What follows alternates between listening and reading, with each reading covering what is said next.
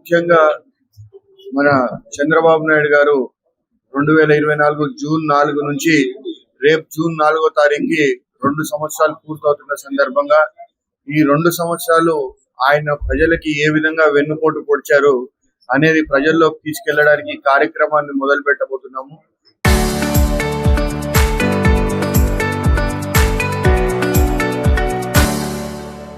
దానికి సంబంధించి పోస్టర్ ఆవిష్కరణ, బుక్లెట్ ఆవిష్కరణ చేయడానికి ప్రెస్ మీట్ ఏర్పాటు చేయడం జరిగింది. ముఖ్యంగా మీ అందరికి కూడా తెలుసు, ఈ వారం రోజుల నుంచి ఏమేమి సంఘటనలు జరుగుతున్నాయో అన్ని కూడా. ఈ 2 సంవత్సరాల నుంచి ఆయన అధికారంలోకి వచ్చింది ప్రజలకి జగన్మోహన్ రెడ్డి రూపాయి చేస్తున్నాడంటే నేను 10 రూపాయలు చేస్తాను, జగన్మోహన్ రెడ్డి గారు చేసే సంక్షేమాన్ని ఆపకుండా మరింత సంక్షేమం చేస్తాను అని చెప్పి ప్రజలందరినీ నమ్మబలికి అధికారంలోకి వచ్చిన తర్వాత ఈ రోజు ఒక్కటంటే ఒక్క పథకాన్ని కూడా నెరవేర్చకుండా సూపర్ 6 సూపర్ హిట్ అని కార్యక్రమాలు చేసుకుంటా ఆయన ముందరికి వెళ్ళడం జరుగుతా ఉంది. ఎప్పుడు డైవర్షన్ పాలిటిక్స్ చేయడంలో దిట్ట చంద్రబాబు నాయుడు. ఈరోజు మనం చూస్తే ఆయన చెప్పిన సూపర్ 6 లో 2 హామీలు తీసుకున్నాం, కేవలం 2 హామీలు. ఈరోజు నిరుద్యోగులకు అందరికి కూడా 3,000 రూపాయలు నిరుద్యోగ భృతి ఇస్తా అన్నాడు. ఈ రాష్ట్రంలో ఒక్క పిల్లోడిని చూపించండి 3,000 నిరుద్యోగ భృతి వచ్చినోడిని. అదే విధంగా మహిళలందరికీ నెలకి 1,500 రూపాయలు ఇస్తా అన్నాడు. ఒక్క మహిళను చూపించండి 1,500 వచ్చిన వాళ్ళని. ఈరోజు ఇట్లా సూపర్ 6 లో 6 పథకాలు 6 కూడా ప్రజల్ని మోసం చేయడం జరిగింది.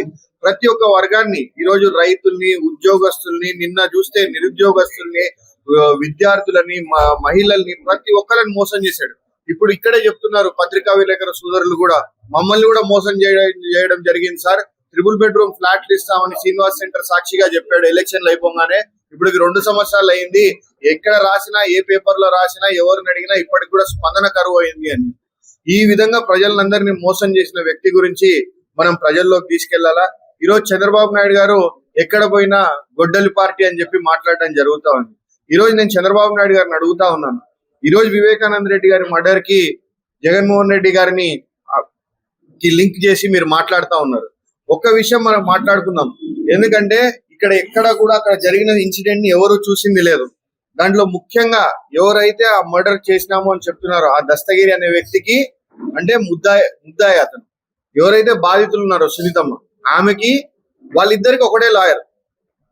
దస్తగిరి అనేటతను డ్రైవర్, అతని జీతం ఎంత ఉంటది, అతని బ్రతికి ఎంత ఉంటది. అట్లాంటి అతను 2 కోట్లు పెట్టి సిద్ధార్థ్ లూత్రా లాంటి లాయర్ ని ఢిల్లీ నుంచి తెచ్చి అతని తరఫున వాదించుకోగలుగుతాడా? మరి అట్లాంటి లాయర్ ఎందుకు వస్తున్నాడు ఆయనకి? దీని వెనక ఎవరున్నారు? నువ్వు ఆ సిద్ధార్థ్ లూత్రా మళ్ళీ నీకు స్కిల్ డెవలప్మెంట్ కేసులో బెయిల్ తేవడానికి నీకు పర్సనల్ లాయర్, దాన్ని జగన్మోహన్ రెడ్డికి ఆపాదించాలని ట్రై చేస్తున్నావు. ఇప్పుడు సింపుల్ గా చెప్దాం. ఇంకొక విషయం, ఈ రోజు ఎన్టీ రామారావు గారు అంటే మీ పార్టీ వ్యవస్థాపకుడు, ఈ రోజు ఎక్కడ పెట్టినా ఫస్ట్ ఆయన ఫోటో పెట్టి దండేస్తావు. సాక్షాత్ ఆయన చెప్పినాడు, నన్ను వెన్నుపోటు పొడిచాడు, నమ్మి కూతురునిస్తే ద్రోహం చేశాడు, ఇంతకంటే దుర్మార్గుడు ఎవడు ఉండడని. ఈ రోజు నీ పార్టీకి సంబంధించిన వాళ్ళు మీడియా ముందర కూర్చొని మేమే రాజారెడ్డిని చంపింది అని చెప్పి అంగిల్ జింపుకొని చెప్తున్నారు, మేమే చంపింది అని. మరి ఇట్లాంటి వాళ్ళని అందరినీ వెనక పెట్టుకున్నాడు. నీది వెన్నుపోటు పార్టీయా, నీది గొడ్డలి పార్టీయా, మాదే ఒకసారి ఆలోచన చేయమని ప్రజలందరినీ కూడా కోరుతా ఉన్నారు. కేవలం ఈ రోజు ఇట్లాంటి దివాలాకు రాజకీయాలు చేయడానికి చంద్రబాబు నాయుడు ముందరికి వస్తున్నాడు. ఆయన ఇట్లా చూపిస్తుంటాడు, ఇట్లా ఊపుతుంటాడు, వి అంటే విక్టరీ అని చెప్పి 2 ఏళ్ళు ఊపుతుంటాడు. వి అంటే విక్టరీ కాదు, వెన్నుపోటు అని చెప్పి చంద్రబాబు నాయుడు చెప్పేది. రెడీగా ఉండండి, వెన్నుపోటు పోయడానికి నేను రెడీ అవుతున్నాను మళ్ళీ అని ఇట్లా ఊపుతుంటాడు 2 ఏళ్ళు. ఈ రోజు ఇంత మోసం చేసి ప్రజల్ని ఈరోజు మళ్ళీ ఏ ముఖం పెట్టుకొని ప్రజల్లోకి వస్తున్నాడు. ఈరోజు ఒక్క కొత్త పెన్షన్, ప్రతి నెల పెన్షన్ మంచిగా పోతున్నారు, ఒక్క కొత్త పెన్షన్ ఇచ్చినారేమో చూపించమని చెప్పండి. నిన్న మేము కలెక్టరేట్ కి ధర్నాకి పోతే, మేము మా సహచరులు అందరం, భూపాల్ రెడ్డి అన్న, రవి అందరం ఆడపోతే, ఆడ కలెక్టరేట్ బయట మీకు గమనిస్తా ఉంటారు, ఇవి పచ్చళ్ళు ఇలాంటివన్నీ పెట్టి అమ్ముతా ఉంటారు అక్కడ లేడీస్. అక్కడ ఉన్న ఒక లేడీ వచ్చేసి నన్ను అడుగుతుంది, సార్ మా భర్తకి కళ్ళు కనపడడం లేదు, పెన్షన్ కోసం అప్లై చేసినాము, 2 సంవత్సరాలు అవుతుంది సార్, మాకు పెన్షన్ రావడం. ఆమె ప్రతి సోమవారం ఆ గ్రీవెన్స్ డే రోజు అక్కడే కౌంటర్ పెట్టుకుని అక్కడే ఉంటది.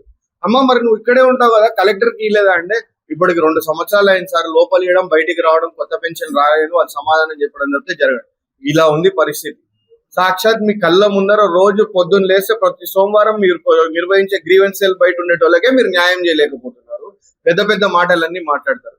ఈ రోజు ఇసుక, మట్టి, ఏవి చికెన్ ఏది దొరికితే దేవస్థానాలు లేదు, ఇంకోటి లేదు, అడ్డగోలుగా దోచుకుంటున్నారు. అభివృద్ధి అనేది లేదు. ఈ రోజు నిన్న రాజశేఖర రెడ్డి సార్ గారి విగ్రహం విరగొడితే ఇక్కడ ఒక మతిస్థిమితం లేని వ్యక్తి అని 6:30కి విగ్రహం కొడతారు, 6:45కి వీడియో బయటకు వస్తుంది, 6:50కి అతనికి మతి స్థిమితం లేదన్న ఒక సర్టిఫికెట్ బయటకు వస్తుంది, 6:52కి రవణతో దిగిన ఫోటో బయటకు వస్తుంది. అంటే ఇది ప్లాన్డా అన్ప్లాన్డా చెప్పండి. దీని మీద మేము ఎక్కడ మాట్లాడలేదు, మా పార్టీకి సంబంధించి కానీ ఇంకొకరు కానీ పోలీసు వాళ్ళు ఏం చెప్తారో చూద్దామని వెయిట్ చేస్తుండే.